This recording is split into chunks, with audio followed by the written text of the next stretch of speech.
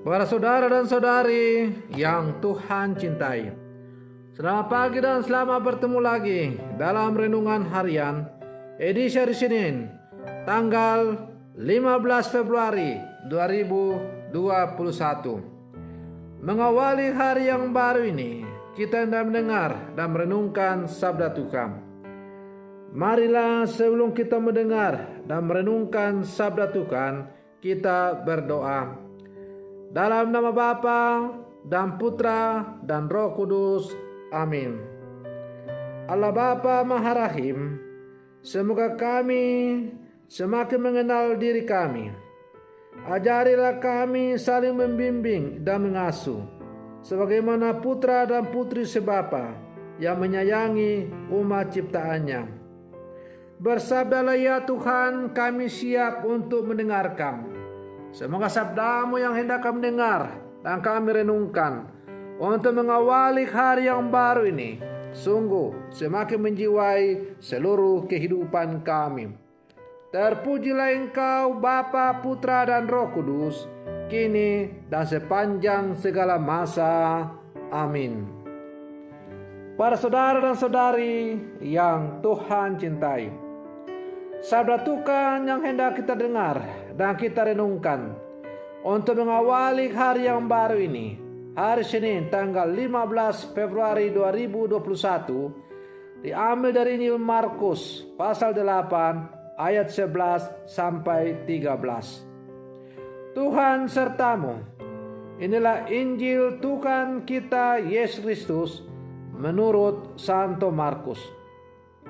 Sekali peristiwa, datanglah orang-orang Farisi dan bersoal jawab dengan Yesus. Untuk mencobai dia, mereka meminta daripadanya satu tanda dari surga.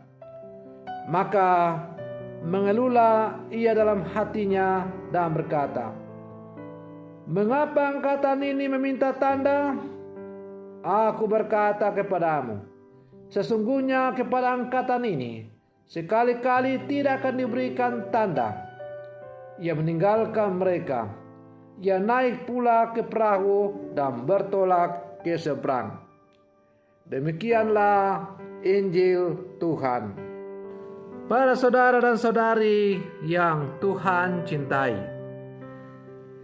kalau kita bermenung-menung dengan hati yang dingin, maka sebenarnya tidak masuk akal bahwa orang-orang Farisi yang sudah menyaksikan begitu banyak mujizat yang dilakukan oleh Yesus masih meminta sebuah tanda.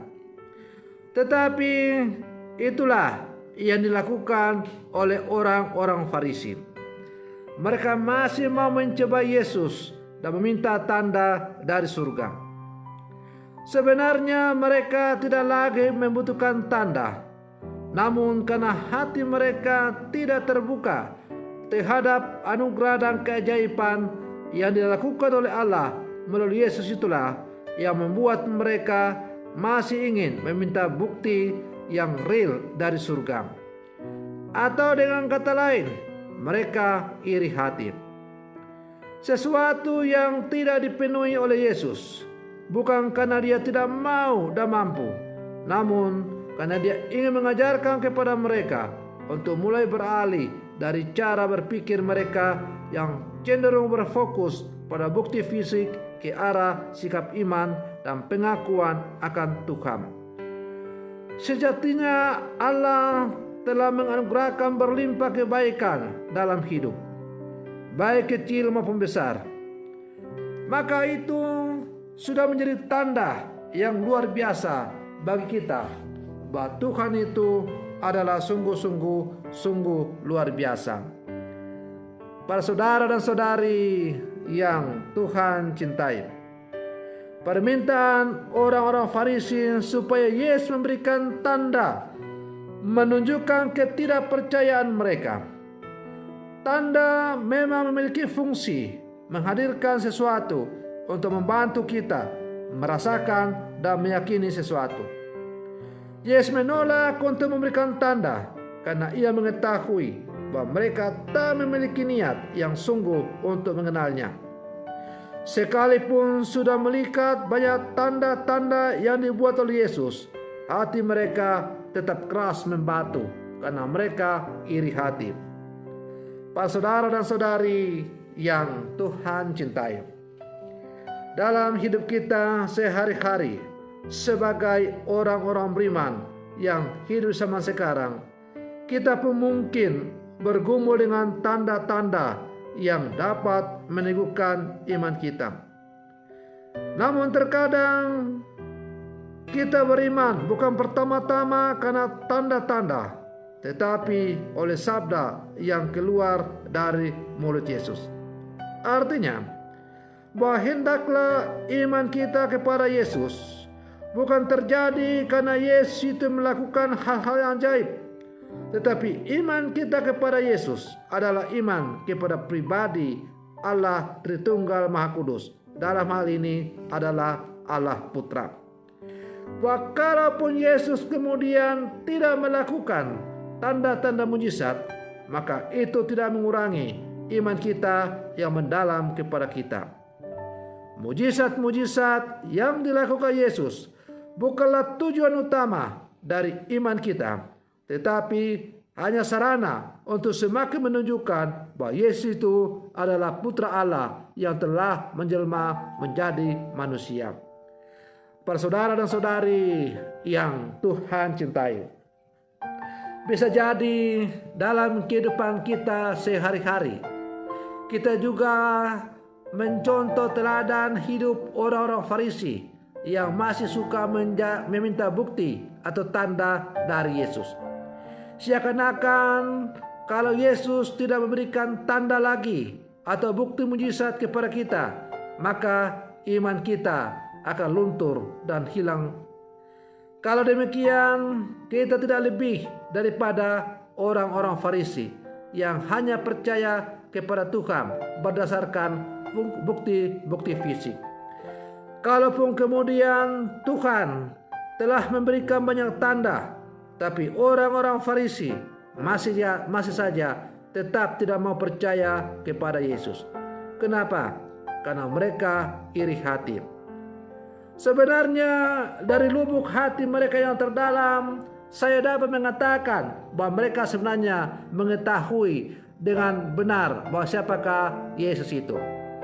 Tetapi persoalannya adalah hati orang-orang Farisi ini tertutup karena diliputi rasa iri hati.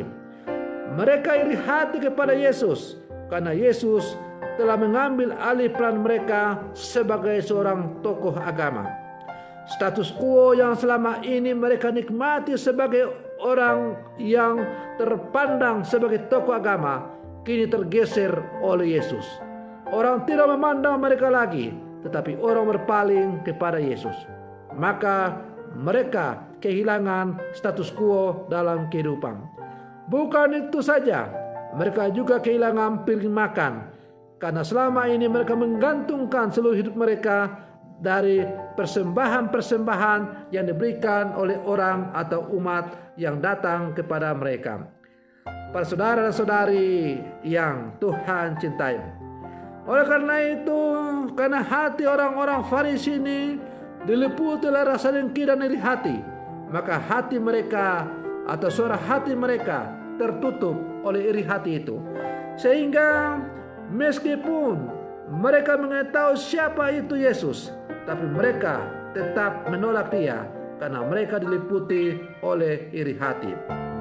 Para saudara dan saudari yang Tuhan cintai, mungkinkah kita sebagai murid-murid Yesus dalam menjalani kehidupan kita sehari-hari di zaman sekarang, kita juga seperti orang-orang Farisi yang masih iri hati dengan sesama kita? Mungkin kita iri hati dengan sesama kita yang lebih berhasil daripada kita. Mungkin kita iri hati dengan sesama kita yang memiliki kelebihan-kelebihan.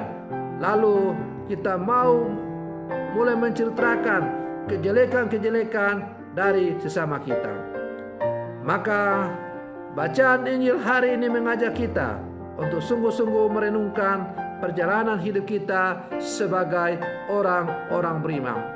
kita telah mengenal Yesus yang diawali dengan penerimaan sakramen pembaptisan.